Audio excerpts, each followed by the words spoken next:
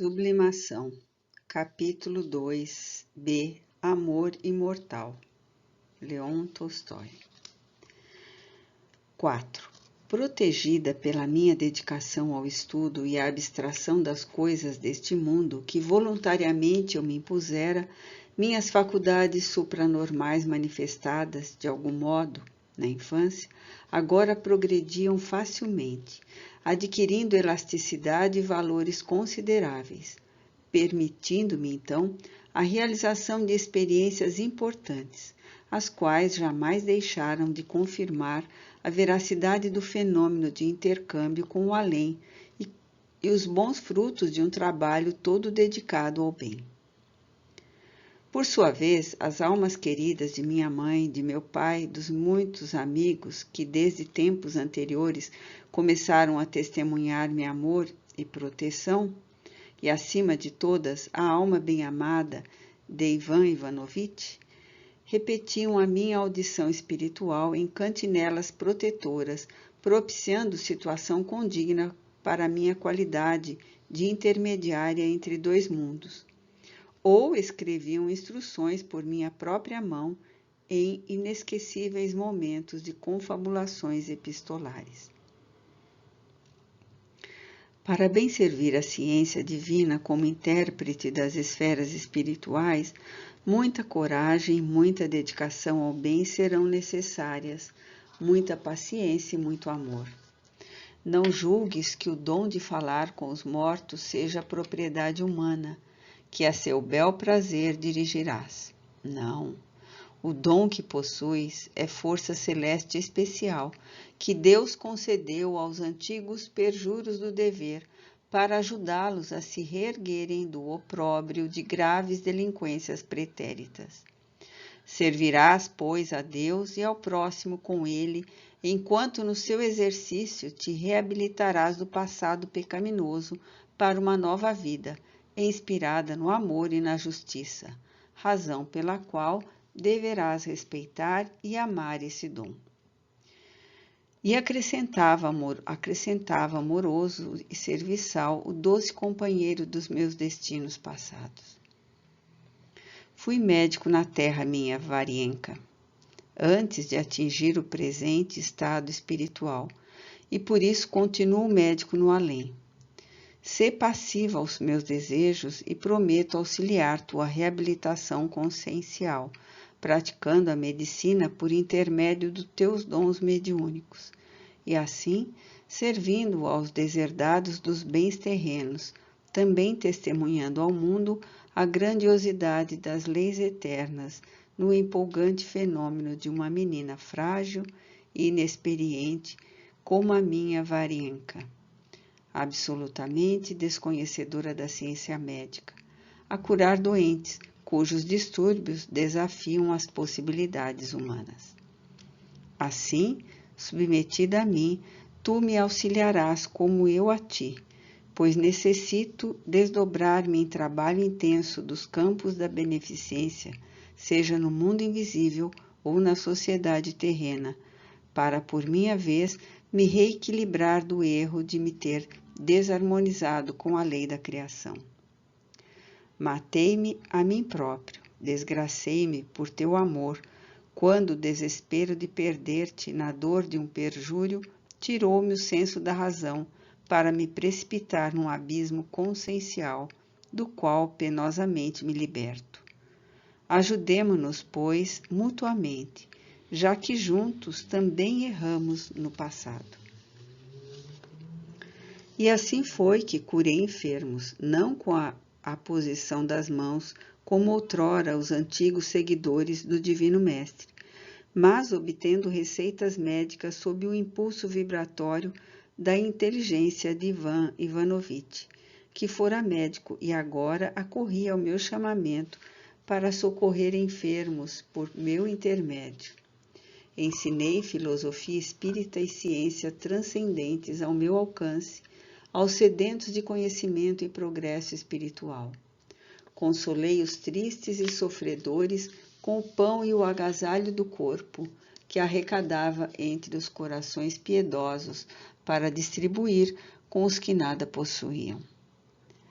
e com as branduras do amor fraterno que incendiam do além sobre minha alma, visitei antros de dor, tentando suavizar situações vexatórias, tugúrios, hospitais, esbás, miseráveis, onde corações desesperançados pela rudeza do infortúnio sofriam a vergonha da indiferença da sociedade que os esquecia.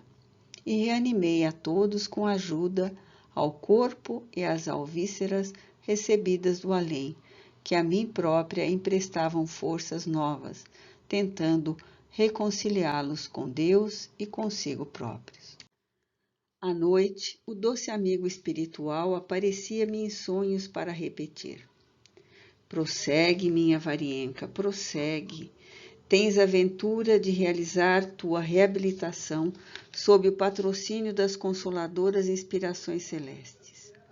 Sê fiel aos princípios generosos da doutrina de amor que te redime do pecado cometido ontem. E mais tarde, sim, mais tarde, após as duras lides do dever bem cumprido, novas auroras hão de renovar nossa caminhada para Deus, unindo-nos novamente com os indissolúveis laços do amor.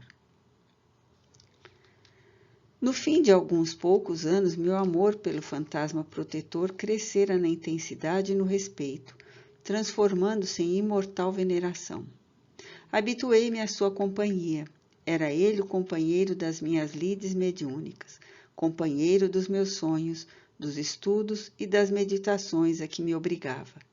E mais do que nunca, senti-me ligada a ele pelos laços do passado reencarnatório. Amei-o profundamente.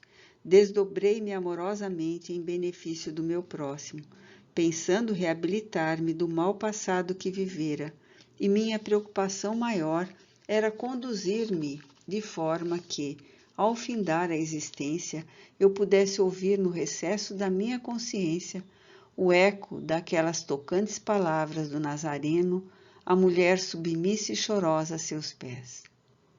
Perdoados são os teus pecados, porque muito amaste. 5. Certa noite, eu pedi ao fantasma de Ivan Ivanovitch que indicasse tratamento medicinal para uma criança enferma, a quem os médicos acabavam de desenganar. No decorrer de 6 anos de dedicação mediúnica, assistida por ele, eu observava que o querido amigo amava as crianças e que o seu tratamento médico era porventura mais eficiente para elas que para os próprios adultos. Havia vários pedidos de consultas e durante cerca de 2 horas o celeste mistério verificou-se ainda uma vez no recinto sereno onde eu me confiava ao exercício mediúnico. O ser espiritual de um médico que vivera na terra, transmitindo pela minha mão e o meu lápis, eram leigos como servindo-se de um aparelho telegráfico. O tratamento conveniente a um caso grave de enterite numa criança de poucos meses de idade. A outro caso agora de congestão renal em um adulto e ainda outro de anemia e desequilíbrio em mais um outro adulto. Nessa noite, eu me encontrava ainda em nossa aprazível residência da ilha de Krestovsky, pois só mais tarde, depois da morte de Stanislau Petrovitch, foi que me transferi para a minha isba de Pargalov. Corri então o mês de março de 1886. A neve descia ainda com vigor dos espaços congelados, não obstante a promessa da primavera, e o fogo da lareira crepitava, aquecendo-me na solidão do gabinete em que me habituara a trabalhar. A pequena lâmpada a querosene permitia leve penumbra no recinto, apenas clareando o papel em que o escrevia sob o impulso da força espiritual. Fim do trabalho, agradeci ao fantasma Ivan Ivanovitch o favor prestado em nome dos doentes beneficiados. Apresentei meus votos de paz e prosperidades espirituais e encerrei a sessão, a que ele e eu somente co-participáramos. Mas o amigo não se retirava, permanecia a meu lado, pensativo, visível à minha vidência, como se algo mais tivesse a dizer. Compreendi o triste, talvez presa de angústia, a qual em mim própria refletia com um travo de viva inquietação. Que mais bem-amado irmão e amigo? Perguntei. Porém, silêncio permanecia. E, estranhando a atitude insólita, repeti. Que mais alma querida, meu irmãozinho? Que sucede? Desgostei-te porventura? Incorri em nova falta? Perdoa e ajuda-me a repará-la. Bem conheces a fragilidade do meu caráter. Eu o distinguia plenamente visível à minha faculdade, de pé à minha frente, a cabeça baixa, como que desencorajado de afastar. Por minha vez, eu temia fitá-lo, e diante daquele fenômeno raro que os insignes pesquisadores do psiquismo em toda a Europa provocavam para conseguirem, com parcimônia, os frisos da realidade, mas que a sublime força do amor a mim concedia positiva e voluntariamente, e eu jamais me comportava com displicências. Quedava-me antes respeitosa e passiva, desencorajá-la de tratá-lo como um ser humano, não obstante os profundos laços de amor que nos uniam. Mas, subitamente, falou ele, expressou-se em linguagem espiritual, que é vibração. Falou no murmúrio, só compreensível a mim mesma, o qual retumbou em meu ser como irremediável derrocada. Venho despedir-me de ti.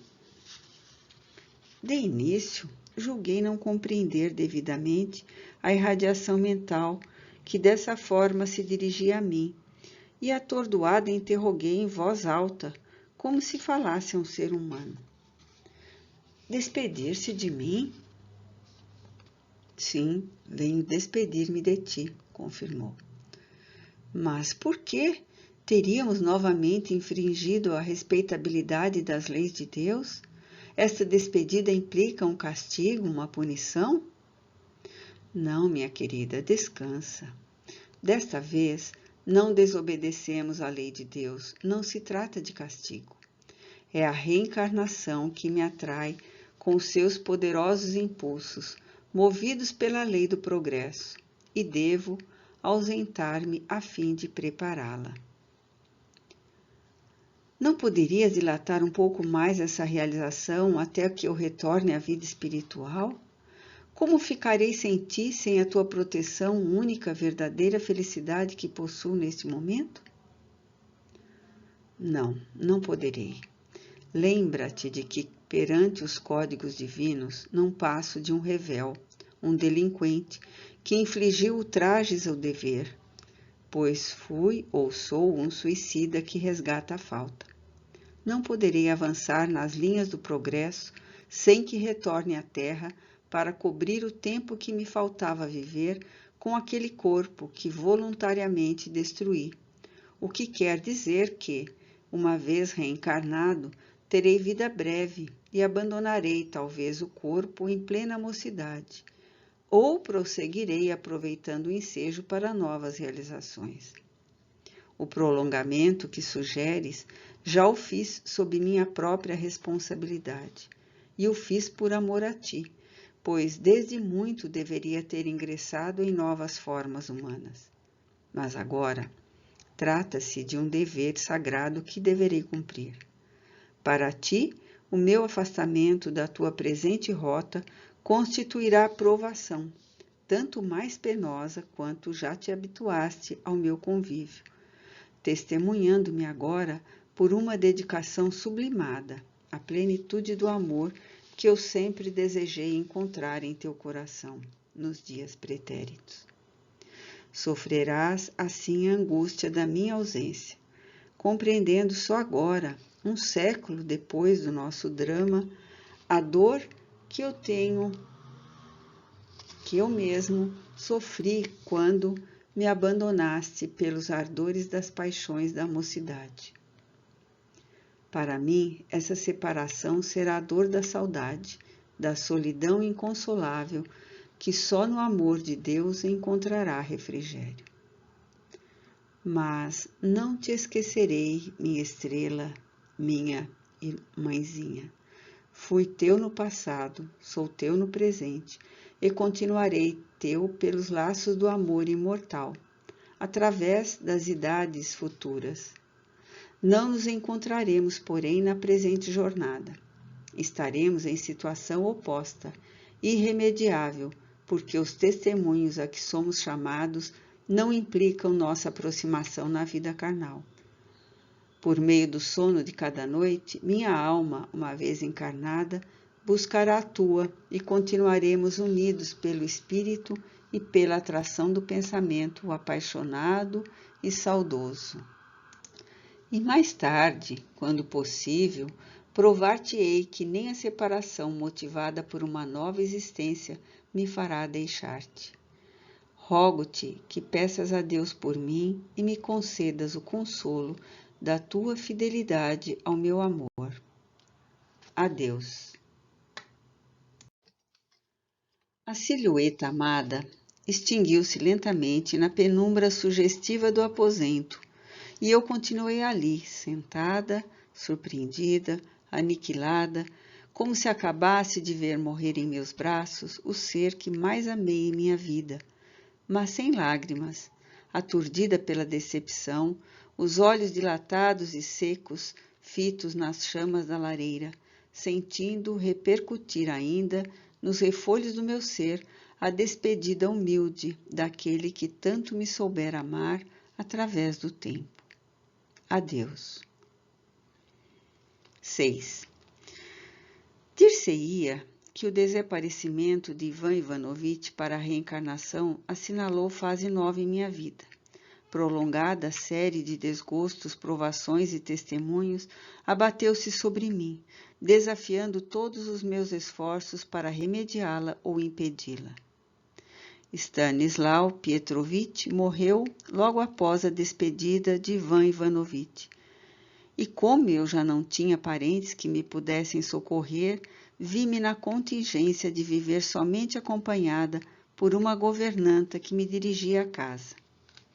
Entreguei aos herdeiros de Stanislau Pietrovitch a bela residência da ilha de Krestovsk.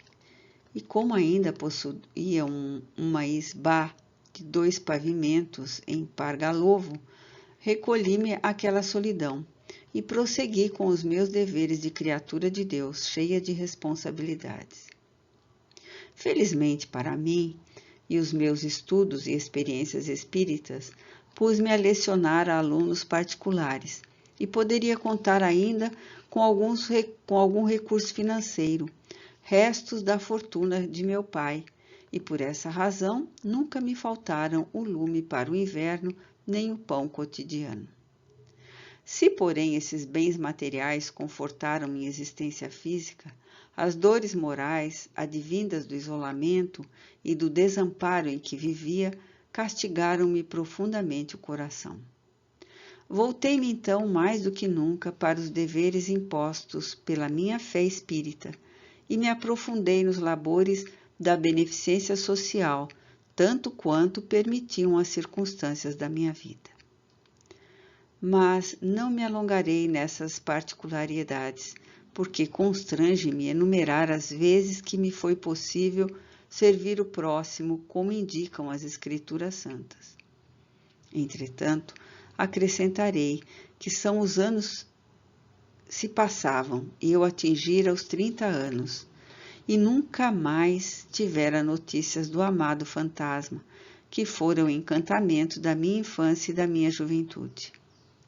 Havia 10 anos que ele se fora da minha presença, e nesse intervalo, no intuito de me distrair durante os rigorosos invernos de nossa pátria, enchendo com algo útil as minhas horas de lazer, tão vazias, dediquei-me ao estudo do Esperanto, idioma novo que surgira na Polônia no ano de 1887, e cuja finalidade era estreitar as relações de amizade entre povos e nações por meio do seu estudo e cultivo, pois é bem certo que um dos grandes fatores das divergências existentes entre os povos é a impossibilidade de o homem aprender todas as línguas para entender-se com os naturais das outras nações, tentando intercâmbio amistoso.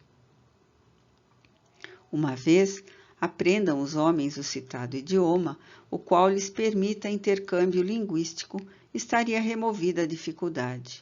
A compreensão facultaria a fraternidade, e povos longínquos passariam a querer-se como amigos. Esse idioma, que se diria inspirado pelas potências espirituais ao seu criador, havia surgido, como disse, na Polônia, pelo gênio do doutor em medicina, Lázaro Luiz Zamenhof, que tu bem conheceste. E eu, informada das vantagens que sua aquisição proporciona, procurei aprendê-lo e o consegui com facilidade. Cultivei-o com dedicação e respeito e o inscrevi no coração como um segundo motivo religioso, não obstante tratar-se de um idioma leigo, absolutamente sem caráter religioso. Todavia, a existência tornara-se difícil para mim em Pargalovo. Meus recursos financeiros diminuíam a olhos vistos e bem depressa fui surpreendida pela necessidade de me desfazer dos últimos bens que possuía e até da isbá onde residia, a fim de solver dívidas e me livrar com dignidade da difícil situação em que me encontrava. Foi-me necessário trabalhar melhor para viver. E como eu era professora, falando e escrevendo bem o francês, o inglês e o alemão, como todo russo de cultura normal, além do esperanto, com facilidade encontrei colocação em casa de uma família inglesa residente em São Petersburgo, cujo chefe era adido à embaixada do seu país na Rússia. Tão apreciados foram os meus métodos de direção e ensino às crianças, e tanta habilidade encontraram no meu sistema de governo da casa, que ao regressar à família à Inglaterra, fui convidada a seguir com ela e ficar definitivamente como preceptora dos pequenos e governanta vitalícia da nobre casa, pois efetivamente tratava-se de representantes da ilustre e tradicional nobreza inglesa.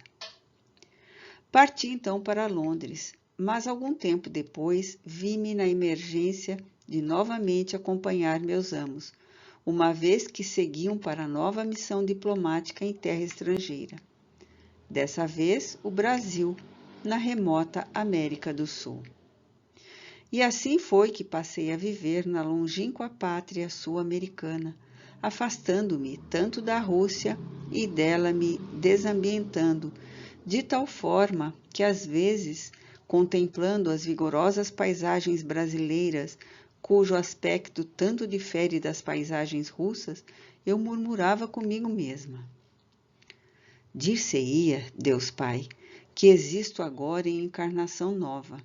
Nasci, vivi, morri na Rússia, estagiei na Inglaterra e depois renasci em novo corpo no Brasil. Muitas vezes, a dor de pungentes saudades torturou meu coração. Os cenários da minha infância, o solar paterno, o vulto amado dos meus pais, o jardim e o pomar da nossa herdade, a cidade pacata e aconchegante e até o convento, onde tanto me fizeram sofrer, apresentavam-se as miragens das minhas recordações. E as lágrimas afligiam-me, ao mesmo tempo que pressentimentos fortes avisavam-me de que jamais me seria possível regressar à Rússia. Mas minha doce crença espírita, infundindo varonil coragem ao meu coração, predispunha-me à conformidade. Os amados amigos do além, acorrendo para relembrar ao meu raciocínio que o espírito é cidadão do universo e que, portanto, vivendo em quaisquer latitudes do planeta, estará sempre em sua pátria. Eu serenava e dizia a mim mesma: sei que vivo dias de provação, resgatando os ultrajes lançados à lei da vida por atos vis que pratiquei em existências remotas. E isso me consolava. De outro modo, o Brasil convinha singularmente às minhas necessidades de espírito em trabalhos de reabilitação, em virtude da suavidade das leis que permitem liberdade plena para o cultivo das variadas convicções religiosas, filosóficas ou científicas, o que seria difícil encontrar em minha terra natal. Com efeito, senti-me protegida pelas leis brasileiras, e em seu clima fraterno continuei exercendo minhas forças supranormais em prol da verdade espírita e do meu próximo carente de amparo e afeição. A vida, pois, transcorria assim para mim, entre trabalhos, provações e o amor dos meus semelhantes. Não era má, porque me sentia consolada pelos encantos da verdade espírita, que me fortalecia e empolgava. Mas também não se poderia considerá-la feliz, porque a solidão, advinda da falta de um lar que me reanimasse o coração, era pesada e irremediável. E além de tudo isso, eu já me habituara a qualquer circunstância adversa e a natureza da filosofia que me sustentava, as convicções, trazia-me a certeza do dever cumprido, o que criava a satisfação da consciência para consigo mesma. E, finalmente, afeiçoei-me tanto a esta grande pátria sul-americana que resolvi jamais abandoná-la, aqui mesmo continuando quando a família inglesa, com quem me afinara, entendeu regressar à terra natal. Já por esse tempo, eu consegui economizar certa quantia em dinheiro. Associei-me a uma casa de moedas para as senhoras e vivia modestamente do fruto do meu labor, sem contudo esquecer meus deveres de espírita. Chegara o ano de 1910 e eu me surpreendera ao observar que completara já os meus 47 anos. Recebi cumprimentos de boas festas de amigos e coidealistas esperantistas de várias partes do mundo, destacando-se, no entanto, dentre tantos cartões e cartas recebidos, um postal provindo de Varsóvia, na longínqua Polônia, escrito no idioma esperanto que eu tanto amava. O correspondente assinava-se Frederic Kowalski e confessava contar 23 anos, possuir um diploma de médico e cursar ainda a universidade a fim de tornar-se professor de uma especialidade da medicina. Não sei se porque um alvoroço incontrolável sacudiu as fibras da minha alma diante daquele singelo postal de Varsóvia. Tinha a impressão de conhecer as expressões mais que atenciosas, porque afetuosas, que me eram dirigidas. E quem que me escrevia era o próprio Ivan Ivanovitch, que ressurgia em novo corpo das solidões do túmulo e assim cumprindo a promessa feita ao despedir-se de mim para a reencarnação.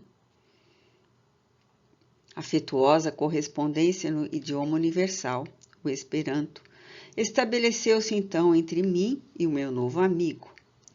Encantada, eu reconhecia nas expressões do amável correspondente da martirizada Polônia as expressões do antigo amigo espiritual Ivan Ivanovitch e me perdi em suposições alarmantes, ao mesmo tempo que recordava sua despedida para a reencarnação. Não nos reencontraremos pessoalmente na próxima jornada terrestre. Estaremos em situação oposta, porque os testemunhos que somos chamados a provar não implicarão nossa aproximação na vida carnal. Mas não te esquecerei, minha querida, tão certo estou da sublimação do sentimento que te consagro. Minha alma, uma vez reencarnada, buscará a tua por meio do sono de cada noite. Estaremos unidos pelo espírito e pela atração do pensamento apaixonado e saudoso. E mais tarde, quando possível, provar-te-ei que nem a separação motivada por nova existência me fará deixar-te.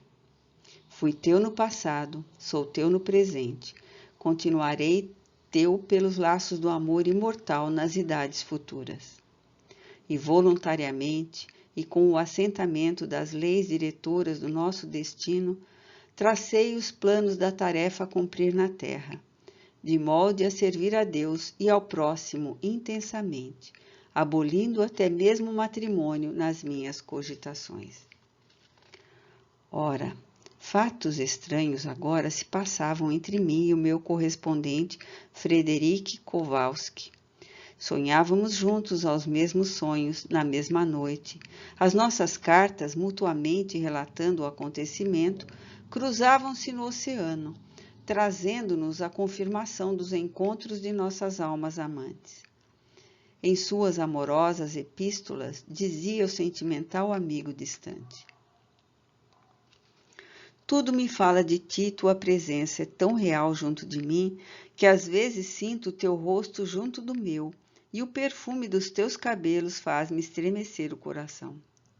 Eu tenho a impressão, minha querida, de que escrevo a uma grande amiga de outros tempos, a quem muito tenho amado em idades remotas, a quem perdi de vista, não sei como nem porquê, embora não saiba explicar o fenômeno do sentimento que me agita. Não sei se vivi onde eu vivi antes de me sentir a personalidade de Frederic Kowalski. Dizem-me os pressentimentos que todos nós vivemos e revivemos neste mundo, não sei como, e que meu sentimento conhece-te desde séculos, que muito errei e sofri por ti, e que agora continuo sofrendo a dor de não poder ver-te junto de mim. Há dias visitei minha cidade natal, Sosnowiec, para uma estação de repouso. Junto de minha mãe, desejei refrigerar meu coração, que se sente oprimido pelas 1000 inquietações diárias e também pela saudade de ti que o atormenta. Sou pobre de bens de fortuna, luto rudemente pela subsistência. Não tenho, por enquanto, possibilidade de singrar os mares e repousar junto de ti. Então repouso junto de minha mãe, porque é ela a única mulher que te poderá representar em meu coração. Mas vejo-te por toda parte, a saudade jamais esmorece. Se faz luar, ponho-me a contemplar a lua, porque talvez também a minha Varienka esteja olhando para ela. Se aspiro um perfume, quisera que também tu o aspirasse. Se ouço música ou leio bela página literária, entristeço-me porque não estás presente para compartilhar da mesma satisfação que me absorve. Tenho associado a tua pessoa a todos os momentos da minha vida. De outras vezes, as cartas revelavam um anseio muito humanos como estes. A primavera voltou.